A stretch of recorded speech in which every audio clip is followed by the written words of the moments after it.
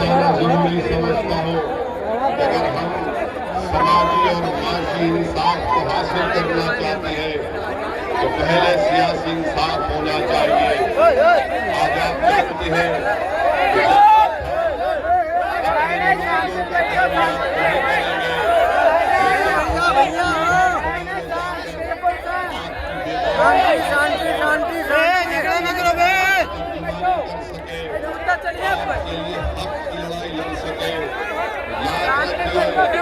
उत्तर यह कह सकता है कि ओवैसी, क्या तुम नहीं देखते कि उत्तर प्रदेश के विधानसभा में बड़ी बड़ी पार्टियों के मुसलमान और दलित विधायक जीत कर जाती है।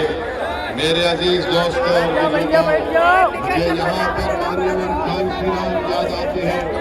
जब कांशीराम साहब से भी ये सवाल किया गया था तो मान्यवर कांशीराम ने कहा था ये जीत के जरूर जाती है मगर ये चमचों का रोल अदा करती है।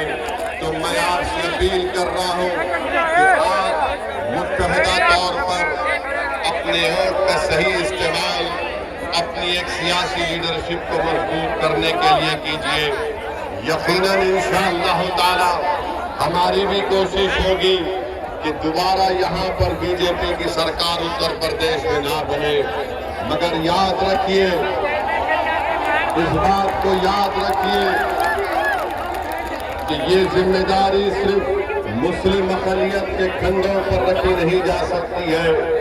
अगर कोई बीजेपी को रोकना चाहता है, अगर कोई दोबारा बीजेपी को सत्ता में आने को रोकने की ये कोशिश करता है, तो मैं यहाँ पर खड़े होकर कह रहा हूँ कि मजलिस इत्तेहादुल मुस्लिमीन उनका साथ देने के लिए तैयार है। अगर इज्जत के साथ बातचीत होगी, हिस्सेदारी की बातचीत होगी, तो मजलिस और ओवैसी तैयार है। मगर अगर तुम बीजेपी को रोकने के नाम पर मुझसे और मटेरा की जनता से कहोगे कि तुमको दरी बिछाना पड़ेगा, अब दरी नहीं बिछाई जाएगी, अब हिस्सेदारी और बराबरी की लड़ाई होगी।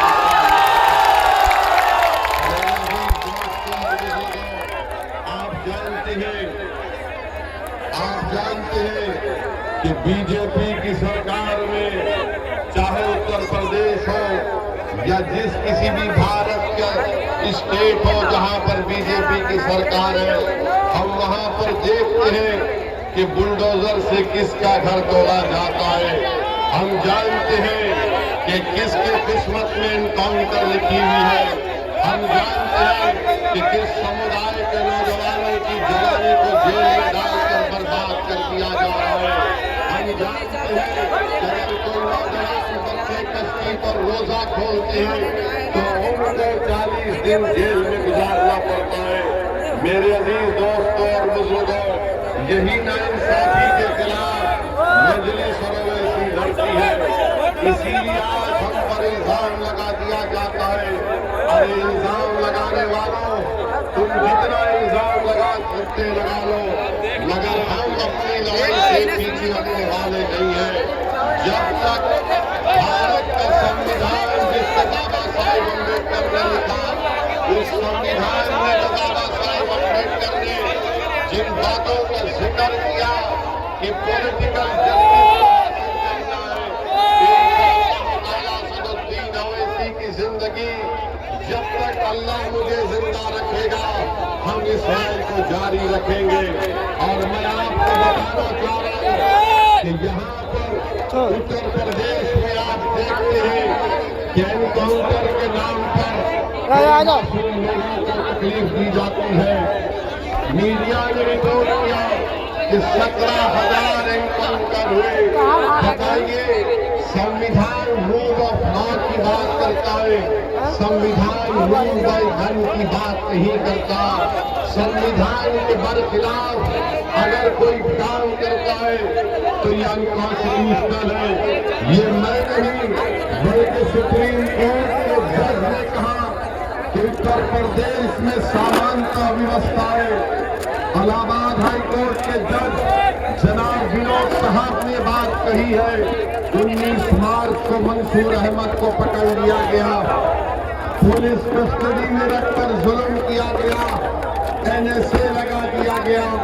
इलाहाबाद हाई कोर्ट ने फैसला किया कि मंसूर अहमद को 2 लाख रुपए पुलिस ने उस औहदेदार को देना पड़ेगा। उत्तर प्रदेश के मुख्यमंत्री को थोड़ा बताना चाह रहा हूं कि वो बार बार हर चीज में कहते हैं कि माता है। उत्तर प्रदेश के मुख्यमंत्री, मैं आपको बताना चाह रहा हूं, शायद आप पढ़ना लिखना नहीं जानते हैं। संविधान की दफा 48 को उठाकर पढ़ लीजिए मुख्यमंत्री।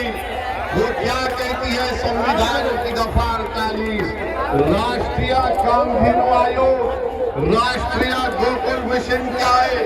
अगर ये सब है तो फिर अगर आप जो बात कह रहे हैं तो क्या बीजेपी के लोग जो सत्ता में वो इंसान नहीं है, क्या बायोलॉजिकल है?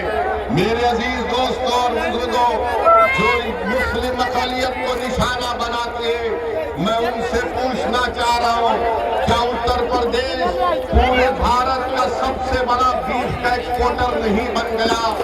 40 से 60% बीफ का एक्सपोर्ट उत्तर प्रदेश से होता है और मुख्यमंत्री इस पर खामोश हो जाते हैं।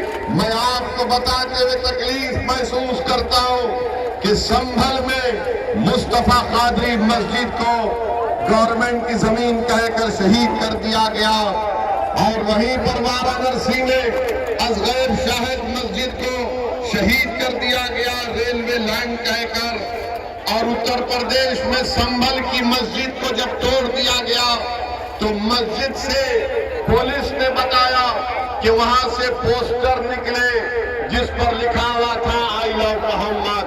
मैं बताना चाह रहा हूं कि दुनिया के जितने मुसलमान हैं उन तमाम का ईमान यह है कि हम मोहम्मद सल्लल्लाहु अलैहि वसल्लम से मोहब्बत करने वाले हैं। हमारा ईमान मुकम्मल नहीं होता जब तक हम मोहम्मद सल्लल्लाहु अलैहि वसल्लम से मोहब्बत नहीं करते हैं। अगर कोई उत्तर प्रदेश की सरकार ये समझ रही है कि पोस्टर दिखाकर आई लव मोहम्मद के दिखाकर आप उत्तर प्रदेश या भारत के मुसलमानों से मोहम्मद सल्लल्लाहु अलैहि वसल्लम की मोहब्बत को कम कर सकते, हम मर जाएंगे मगर हमारे मरते वक्त ही हमारी जबान पर होगा अशहदु अल्ला इलाहा इल्लल्लाह। अरे पोस्टर दिखाने से मोहब्बत कम नहीं होगी। तुमने हम पर एक बहुत बड़ा एहसान कर दिया। जिन पुलिस के अहदेदारों ने मोहम्मद का पोस्टर दिखा दिया, हम पुकार कर कहेंगे कि अल्लाह तू गवाह साबित रहना कि हमारे तेरे घर से हमने तेरे हबीब मोहम्मद सल्लल्लाहु अलैहि वसल्लम के मोहब्बत का जिक्र किया। अरे क्या करना चाहते हो तुम लोग? भारत के संविधान में आर्टिकल 25 है, फ्रीडम ऑफ रिलीजन है, मुझे अपने मजहब पर चलने की आजादी है। और शेख मुजद्दिद अल-फ़ितानी रहमतुल्लाह अलैह ने कहा था कि मैं मुसलमान इसलिए हूँ क्योंकि मोहम्मद रसूलुल्लाह सल्लल्लाहु अलैहि वसल्लम ने मुझे इस्लाम सिखाया। तो ये जुल्म हो रहा है मेरे अजीज दोस्तों और बुजुर्गों, मेरे अजीज दोस्तों और बुजुर्गों। फिर आप जानते हैं कि आए दिन कहीं ना कहीं वाकयात होते हैं। मैंने 2 दिन पहले उत्तर प्रदेश के मुख्यमंत्री का एक वीडियो देखा जिसमें उत्तर प्रदेश के मुख्यमंत्री ने कहा कि बेटी सबकी होती है, चाहे किसी समाजवादी पार्टी के नेता की क्यों ना हो। हम उत्तर प्रदेश के मुख्यमंत्री से कहना चाह रहे, अगर समाजवादी पार्टी के नेता की बेटी को आप बेटी समझते हैं तो मुजफ्फरनगर कांड में ऐसे कई मुस्लिम महिलाओं की रेप हुआ था, अस्मत रेजी हुई थी, बलात्कार हुआ था। क्या उत्तर प्रदेश के मुख्यमंत्री उन 6 मुस्लिम महिलाओं को जिनको अभी तक इंसाफ नहीं मिला, क्या उनको अपनी बेटी समझकर वो उनको इंसाफ दिलाएंगे? इसका जवाब उत्तर प्रदेश के मुख्यमंत्री को देना पड़ेगा। और फिर मैनपुरी में मई की 20 तारीख को वारिस अली को कत्ल कर दिया गया। वारिस अली की बेटी स्वाहिदा उत्तर प्रदेश के मुख्यमंत्री से कह रही है कि मुझसे इंसाफ करो। देखना यह है कि क्या उत्तर प्रदेश के मुख्यमंत्री इंसाफ करेंगे या नहीं करेंगे। मेरे अजीज दोस्तों और बुजुर्गों, मुझ पर इल्जाम लगा दिया जाता है। आज हम आपकी इस मुबारक सरजमीन को आ रहे थे। ये बहादुरों की सरजमीन है, बहरेच और मटेरा। तो ये समाजवादी पार्टी के लोग ये कहना शुरू कर दिए कि असदुद्दीन ओवैसी आएगा तो भाजपा को फायदा होगा। बताओ अखिलेश यादव, बिहार में तुमने अपने 5 सांसद को भिजाया था कि ओवैसी ना जीत पाए। तुम्हारे 5 सांसद सीमांचल किशनगंज में आकर 15 दिन बैठ गए, रोज मीडिया से बात करते, रोज गांव-गांव जाकर जनता को बताते, मगर नतीजा क्या निकला? जिन 4 विधायक को अखिलेश यादव के भाई तेजस्वी यादव ने मंजलिस से तोड़ लिया था, सीमांचल की जनता को लाखों सलाम। उन्होंने अखिलेश यादव की इस नापाक मंसूबे को नाकाम कर दिया और मंजलिस के 5 विधायक को दोबारा कामयाब कर दिया। हम यहाँ पर आ रहे हैं और फिर शुरू हो गए बी टीम है। अरे सुन लो समाजवादी पार्टी के तमाम जिम्मेदारों, बताओ बंगाल को तुम गए थे अखिलेश दीदी की मदद करने के लिए और वहां पर लाइन लगाकर बीजेपी में शामिल हो रहे, तो क्या मैं आयतल कुर्सी पर कर उन पर फूका था कि तुम जाओ बीजेपी में? बेशर्मी की हद कर दिए। अरे कल तक जो कहते थे कि दिल में मदीना आंख में काबा, और बाबा बंगाल जाकर बोले कि बंगाल को काबा की जमीन नहीं बनने देंगे। अब बाबा के साथ बैठकर जिसने कहा था कि दिल में मदीना आंख में काबा, दोनों बैठकर चाय पी रहे हैं, दोनों बैठकर चाय पी रहे और गाली किसको दे रहे ओवैसी को? अरे मैं जानता था ये तमाम के तमाम कठपुतलियां हैं बीजेपी आरएसएस के। एक हवा के झोंके में तमाम ने सर झुका दिया और बीजेपी में चले गए। अरे तुमने हमारे विधायक को तोड़ा, बिहार में हम दोबारा जीत कर आए। मैं उत्तर प्रदेश की जनता से अपील कर रहा हूं, बहरेच और मटेरा की जनता से अपील कर रहा हूं, आप मजलिस का साथ दीजिए। हम मर जाना पसंद करेंगे मगर अपने ईमान पर आपकी मोहब्बत का सौदा नहीं करेंगे। इल्जाम हम पर लगाया जाता है मगर कारनामे कोई और करता है। बताओ अखिलेश यादव, जो ममता बनर्जी के 20 MP चले गए, क्यों गए वो? उनको कोई कुछ नहीं बोलता। और असदुद्दीन ओवैसी आपके हक के लिए, आपकी सियासी लीडरशिप के लिए आ रहा है, तो इन सबको डर लगता है। डरना पड़ेगा तुमको, आप डरना पड़ेगा, क्योंकि ये नौजवान अब जाग चुका है।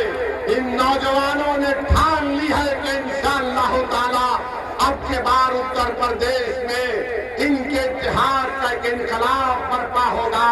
इनके इत्तेहाद से इनकी लीडरशिप पैदा होगी, इनकी मेहनत से इंशाअल्लाह ताला आपके नुमाइंदे उत्तर प्रदेश के विधानसभा में जाएंगे। और समाजवादी पार्टी के ये जो लोग हैं, पिछले 20-25 साल से यहाँ पर यासिर शाह और उनकी फैमिली को आपने बड़ी वफादारी के साथ वोट दिया है। बताइए उन्होंने बहरेच और मटेरे में क्या काम किया? कोई काम नहीं किया। आपने वफादारी से वोट दिया मगर इन्होंने कहीं पर भी एक अस्पताल नहीं बनाया।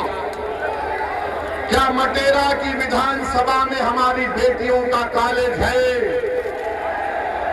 क्या मटेरा में अस्पताल है? क्या मटेरा विधानसभा में जो इलाका है बुलबुल नवाज, मंगलपुरवा, गगड़ा, नरसिंगा, गब्बा, यहाँ पर कोई रोड है? या एम्बुलेंस चल सकती है? क्या इन सब चीजों को आप देख रहे हैं? और जब से शौकत अली मटेरा की रोड पर चलना शुरू किया, गरीब के गम को अपना गम समझा, उन झोपड़ियों में जाकर आपकी तकालीफ को देखकर आपको हिम्मत और दिलासा दिलाना शुरू किया, तो यासिर शाह के खानदान को लगा कि अब हमारा दी एंड होने वाला है, इसीलिए रोड पर निकल कर आ गए। 4 साल कहीं नहीं दिखे, मगर जब ओवैसी की पार्टी का एक सिपाही आपके इत्तेहाद और आपके ताकत को दिखाने के लिए परचम लेकर आता है, तो लखनऊ से अखिलेश कहता है अगर यहां से शौकत निकल जाएगा तो फिर हमारा तमाम प्लान स्मार्ट हो जाएगा। तो मैं आपसे अपील कर रहा हूं कि 4 साल में यासिर शाह का परिवार नहीं दिखा मटेरे में, आज मजलिस आई तो गांव-गांव जा रही हमारी बहन, गांव-गांव को जा रही है। अरे अखिलेश यादव सुन लो, इंशाअल्लाह ताला सिर्फ मटेरा विधानसभा नहीं, उत्तर प्रदेश के बहुत सारी विधानसभा पर यही माहौल बनेगा जो आज हम यहाँ पर देख रहे हैं।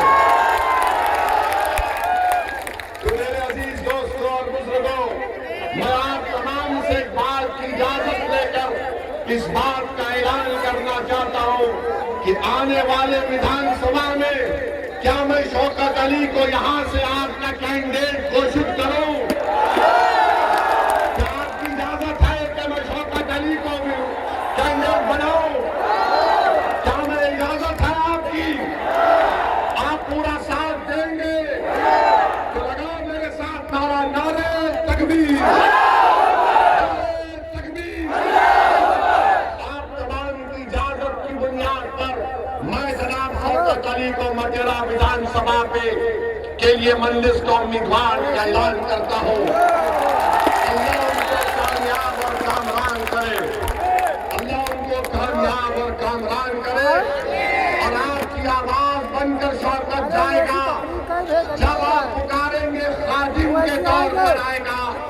यासिर शाह में गुरूर और तकब्बुर है। यासिर शाह ये समझता है कि मालिक है, मालिक तुम हो, शौकत तुम्हारा खादिम रहेगा इंशाअल्लाह। अब मालिक का दौर नहीं चलेगा, खादिम की खिदमत चलेगी इंशाअल्लाह। तो मेरे अजीज दोस्तों और बुजुर्गों, अगर मैं भारत के प्रधानमंत्री को कुछ ना बोलूं तो बाबा भी नाराज हो जाएंगे, अखिलेश भी नाराज हो जाएंगे। मैं दोनों को नाराज नहीं करना चाहता हूं। हम भारत के प्रधानमंत्री कहते हैं कि भारत विश्व गुरु बन गया, तो हम उनसे पूछना चाहते हैं कि आज ईरान और ओमान के दरमियान में समंदर पर हमारे कश्ती पर भारत के नागरिक पर जालिम डोनाल्ड ट्रंप ने मिसाइल दागकर हमारे 3 भारतीयों को जान से उनकी जान ले ली, उनको मार दिया। भारत के प्रधानमंत्री, आपकी जबान पर डोनाल्ड ट्रंप का नाम क्यों नहीं आता बताओ? 3 भारत के नागरिक मारे गए और हम डोनाल्ड ट्रंप ने जो हरकत की, मिसाइल मारकर हमारे 3 भारत के नागरिक को मार दिया, उसके नरेंद्र मोदी उसकी मजम्मत नहीं करते हैं। अरे एनकाउंटर करो, मारो मुल्ला को, दाढ़ी पकड़कर मारते हैं, घर में घुसते हैं, मदरसों को तोड़ते हैं। अरे तुम कैसे बहादुर हो, तुम तो बुज़दिल हो, बुज़दिल हो। 3 भारत के नागरिक मारे गए और 133 करोड़ जनता का प्रधानमंत्री उसका कंडेम तक नहीं कर सकता। और अफसोस की बात यह है कि एक हमारे सी फेलर की लाश, एक हमारे सी फेलर की लाश 2 दिन से वहां पर रखी हुई है। उस कश्ती का कैप्टन वीडियो वीडियो बनाकर हम तमाम से अपील कर रहा है कि बताओ इस देश के प्रधानमंत्री को इसकी लाश कम से कम उसके घर को पहुंचा दो, इसके घर को पहुंचा दो। बताओ मेरे अजीज दोस्तों और बुजुर्गों, सिर्फ ताकत आजमाते हैं मजलूमों पर, कमजोरों पर, मगर ट्रंप क्या तुम्हारे पप्पा है? एक जालिम है वो। ट्रंप पर कुछ नहीं बोला जाता। ऐसा लगता है कि मोदी जी से जब बोलेंगे अरे ट्रंप को बोलो, ट्रंप ही और नेतन्याहू ने मिलकर इस जंग का आगाज किया है। मेरे अजीज दोस्तों और बुजुर्गों, बहरहाल आप देख रहे हैं कि नरेंद्र मोदी के प्रधानमंत्री को बनकर 12 साल हो चुके हैं। कीमती आसमानों को छू रही है, गरीबों के गैस के सिलेंडर कम कर दिए गए, आज हम कर्जों में डूब रहे हैं। बहरहाल मेरे अजीज दोस्तों और बुजुर्गों, मैं यही चंद बातें आपके पास रखने के लिए आया हूं और इंशाअल्लाह ताला आता रहूंगा। यहां से आपकी इजाजत पर, आपकी मंजूरी पर हमने शौकत अली को अपना कैंडिडेट का ऐलान किया और मैं आपसे वादा कर रहा हूं कि इंशाअल्लाह ताला मटेरे में, बहरेच में और पूरे उत्तर प्रदेश में हम अपने इत्तेहाद की ताकत पर पूरा गेम बदल देंगे, पूरा गेम बदल देंगे इंशाअल्लाह ताला। और अपने सेल फोन की लाइट खोल कर दिखा दो कि उसके बाद उत्तर प्रदेश में मजलिस का परचम लहराएगा इंशाअल्लाह ताला। सेल फोन की लाइट खोल कर बता दो, सारे उत्तर प्रदेश और भारत को मालूम हो जाए कि बुलडोजर से नहीं डरने वाले, एनकाउंटर से नहीं डरने वाले, आई लव मोहम्मद बोलने से नहीं डरने वाले हम तमाम हैं। नारे तकबीर, अस्सलाम वालेकुम व रहमतुल्लाहि व बरकातहू। आराम से अपने घर को जाइए, सुकून से जाइए, अल्लाह आपको सलामत रखे। अस्सलाम वालेकुम।